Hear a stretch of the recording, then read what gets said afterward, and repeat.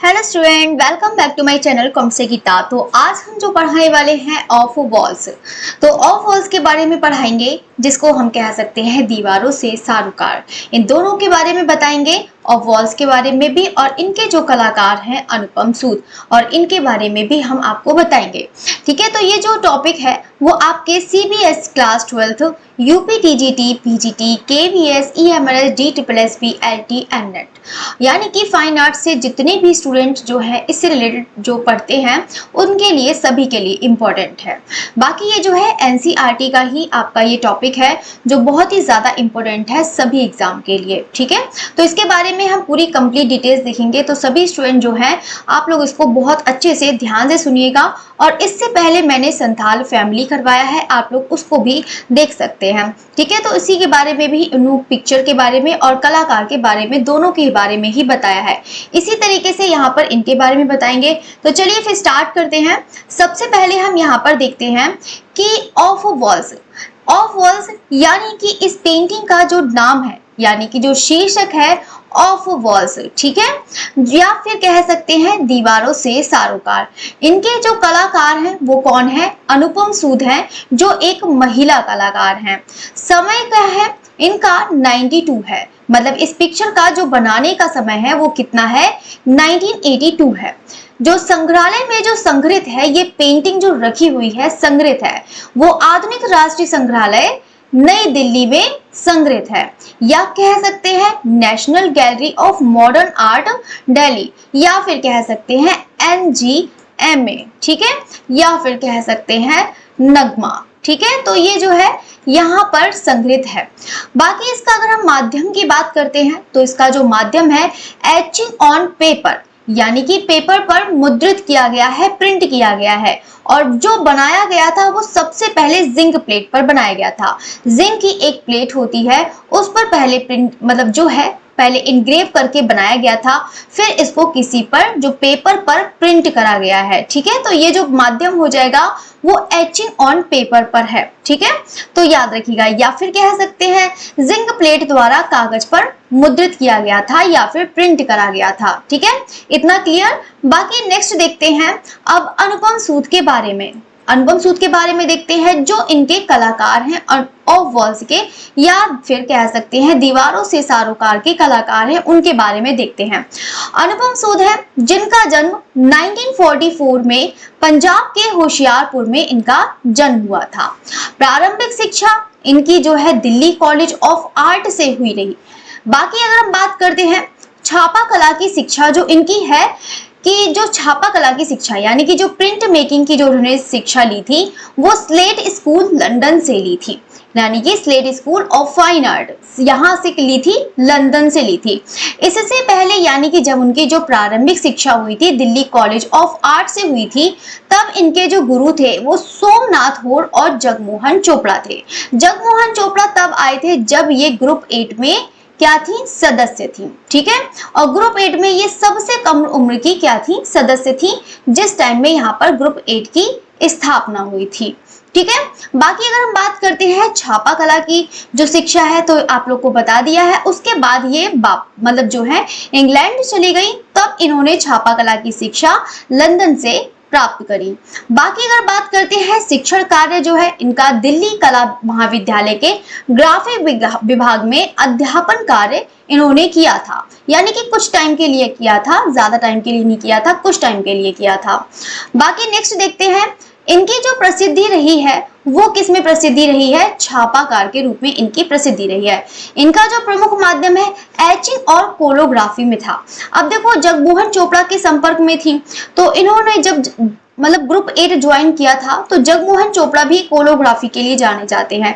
इसी तरीके से इन्होंने जो कोलोग्राफी है तो इन्होंने भी कोलोग्राफी में अधिकतर काम किया था। बाकी एचिंग में भी इन्होंने काम किया है। इसके अलावा अगर हम ओवरऑल की बात करते हैं कि अनुपम सूद है, यानी कि वो है इंटाग्रियो प्रिंट मेकर के लिए जानी जाती है। इंटाग्रियो मतलब कह सकते हैं अंतः सतह। ठीक है, इंटाग्रियो क्या कह सकते हैं? अंतः सतह कहते हैं, यानी कि जो अंदर की प्रिंट कराई जाती है तो वो प्रिंट करके बनाते थे। ठीक है, मतलब पहले किसी प्लेट पर, किसी धातु पर पहले ड्राइंग बनाना, फिर उस पर इंक लगाकर दूसरे पर कागज पर मुद्रित करना, तो ये क्या कहलाता है, इंटाग्लियो कहलाता है। ठीक है, तो इनके अलावा इनके जो एचिंग में काम किया है, कोलोग्राफी में काम किया है, इसके अलावा ड्राई पॉइंट, मेसोटिंट और एक्वाटिंट में भी काम किया है। बाकी अगर हम बात करते हैं जो सदस्य थी, वो दिल्ली शिल्पी चक्र और ग्रुप 8 की सदस्य थी। और जब ये ग्रुप 8 की सदस्य थी तब ये सबसे कम उम्र की महिला थी। बाकी बात करते हैं जो वर्तमान में ये कहां पर रहती हैं, दिल्ली में रहती हैं। ठीक है, अगर हम इनके बारे में बात करते हैं कि जो अनुपम सूद हैं, उनके जो विषय हैं वो क्या है, जो इनकी पेंटिंग के विषय में है वो क्या है। देखो जो अनुपम सूद हैं वो अपनी पेंटिंग में सबसे ज्यादा क्या दिखाती थी कि जो चित्रों की मानव आकृतियां में बेचैनी यानी कि शांति, उदासी, ये सब दिखाती थी अपनी पेंटिंग। इनकी पेंटिंग में सबसे ज्यादा जो देखने को है, बाकी तो इनकी जो मेन पिक्चर है वो तो दिखाई ही देती थी कि हाँ उदासी, मौन, बेचैनी ये तो प्रदर्शित करती थी। इनके पेंटिंग की जो खास बात थी वो ये थी कि बैकग्राउंड में वो सबसे ज्यादा जो है, यानी कि इस पिक्चर का जो पेंटिंग आप लोग देख रहे हैं ये साइलेंट मोमेंट की पेंटिंग है। ठीक है, ये जो है साइलेंट मोमेंट, ठीक है, इसका जो है साइलेंट मोमेंट की ये पेंटिंग है, मतलब इस पेंटिंग का नाम है। तो इस जो पेंटिंग है आप लोग देख सकते हैं कि यहाँ पर जो है ये किचन का थोड़ा सा एकदम जो है ऐसी करके सामान रखा हुआ है, बहुत ही मामूली सा सामान रखा है। बाकी है आप लोग देख सकते हैं कि एक जो दीवार भी बनी है तो वो कितनी ज्यादा बनी है। तो वो चीज मतलब कहने का मतलब ये है कि अनुपम सूद ज्यादातर वो अपने विषय बनाती थी, वो बैकग्राउंड से ही अपने जो भावना कह सकते हैं वो उसको प्रदर्शित करती थी। यानी कि कोई भी मानव आकृति बना रही है तो उसकी जो उदासी है, जो उसका मौन है, जो उसकी शांति है, वो चीज उसके बैकग्राउंड से ही व्यक्त कर देती थी, ये कह सकते हैं। ठीक है, बाकी अगर हम बात करते हैं इस पेंटिंग के बारे में, जो हमारा मेन टॉपिक है ऑफ वॉल्स या कह सकते हैं दीवारों से सारोकार। तो दीवारों से सारोकार है इस पेंटिंग में, आप लोग ध्यान से देखिएगा। इस पेंटिंग में एक महिला को दिखाया गया है। इस पेंटिंग में जो मेन कैरेक्टर है वो एक महिला है। अब महिला जो कैरेक्टर है उसमें एक आप लोगों ने देखा होगा एकदम खोखला है, इसमें कोई भी फेस एक्सप्रेशन कुछ भी नहीं है, एक खोखला बनाया गया है। अब देखो इस पेंटिंग में कलाकार ने क्या दिखाया है। यहाँ पर आप लोग देख रहे होंगे कि ये एक दीवार है, वो भी टूटी हुई दीवार है, लेकिन उस दीवार के पीछे क्या है, एक पेंटिंग बनी है। जैसे सभी लोग बचपन में क्या बनाते हैं, पेंटिंग बना लेते हैं, दीवारों पर पेंटिंग बना लेते हैं। तो वही चीज वो अपनी जो है, मतलब जो स्त्री है, जो नारी है, वो ये चीज याद कर रही है कि जो हमारा बचपन था वो कितना ज्यादा अच्छा था। ठीक है, तो वो अपने बचपन के दिनों को याद कर रहा है। ठीक है, मतलब जो है याद कर रही है। जैसे कि यहाँ पर आप लोग देख सकते हैं कि ये जो महल बना हुआ है, ठीक है, महल जैसे, अब वो इसकी जो दशा है वो यानी कि जो स्थिति है वो अब कैसी है, गरीबी स्थिति है, गरीब की स्थिति है। यानी कि इसको जो है, नारी को जो इसमें दिखाया गया एकदम खोखलापन को दिखाया गया है, खालीपन को दिखाया गया है। ठीक है, वही चीज है जो मैंने इससे पहले आप लोग को बताया था कि अनुपम सूद में जो है एकदम, जो अनुपम सूद की जो है, इनके जो विषय थे वो है मौन को व्यक्त करना, उदासी को व्यक्त करना, यही चीज अपने पेंटिंग में व्यक्त करती थी। वही चीज यहाँ पर भी ऑफ वॉल्स में भी व्यक्त करा है। ठीक है, तो वही चीज है यहाँ पर कि पहले कहीं उस टाइम में महलों में रहा करती थी। पेंटिंग्स जो है अपनी बचपन की यादें हैं, तो उसमें यादों को दिखाया गया है। बाकी यहाँ पर आप लोग देख सकते हैं कि एक बहुत ही गंदी भद्दी साड़ी पहने हुए है, बहुत ही मतलब ये दिखाया गया है, इस पूरी नारी आकृति में ये दिखाया गया है कि एक गरीबी को व्यक्त किया है। ठीक है, और वो एक छोटे से यहाँ पर एक फुटपाथ पर बैठी हुई है, आप लोग देख सकते हैं। अब ये रही बात, यहाँ पर एक ये है पुरुष। ठीक है, अब ये पुरुष है, ये इसकी डेथ नहीं हुई है। ठीक है, तो ये देखो एक के ऊपर हाँ जो है पैर रखे हुए हैं, तो ये जो है ये इसका जो है मतलब जो है ये पुरुष है। ठीक है, तो ये जो पुरुष है ये भी आप लोग देख सकते हैं बहुत ही कम कपड़े पहने हुए हैं।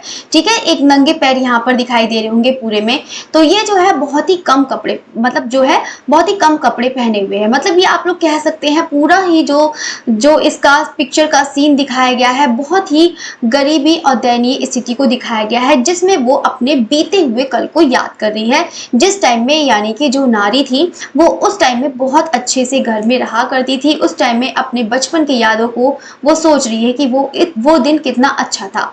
यानी कि अनुपम सूद ने यहाँ पर ये चीज दिखाने को मतलब ये दिखाया है कि जो ये नारी होती है, मतलब नारी जो होती है उसका दिन हर बार बदलता रहता है। ठीक है, जैसे कि बचपन का दिन होता है तो इस टाइम में कोई और सा दिन होता है, फिर आगे जाके जब शादी हो जाती है तब उसकी परिस्थिति अलग हो जाती है।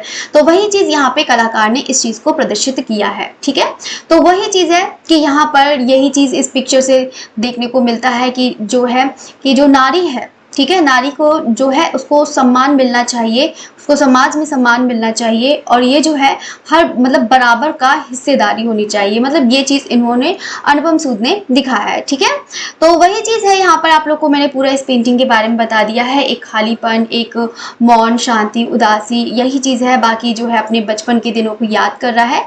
बाकी मैंने इसकी पूरी डिटेल्स बता दी है।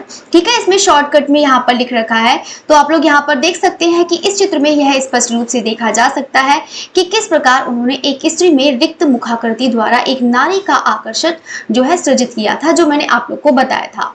मुखाकृति में विवरणों के अभाव में अनुपम सूद दुख और विषाद के भाव को सहजता से स्पष्ट करती है, जो मैंने आप लोग को भी बताया था कि जो है यहाँ पर खालीपन, खोखलापन, जो उदासी, विषाद को, पीड़ा को ये चीज दर्शाती है। ठीक है, बाकी अगर हम बात करते हैं नेक्स्ट पॉइंट जो है कि चित्र में एक नारी विदर्ड दीवार, यानी कि जो है एकदम बेकार दीवार जो है, तो उसके साथ जो है फुटपाथ पर अकेली ही बैठी हुई है। ठीक है, अब ये तो है, यहाँ पर हो सकता है कि वो सो रहा हो। ठीक है, अब ये जो है आराम से बैठी है, अब वो उस टाइम में उसको बुरा लग रहा हो तो बैठी है।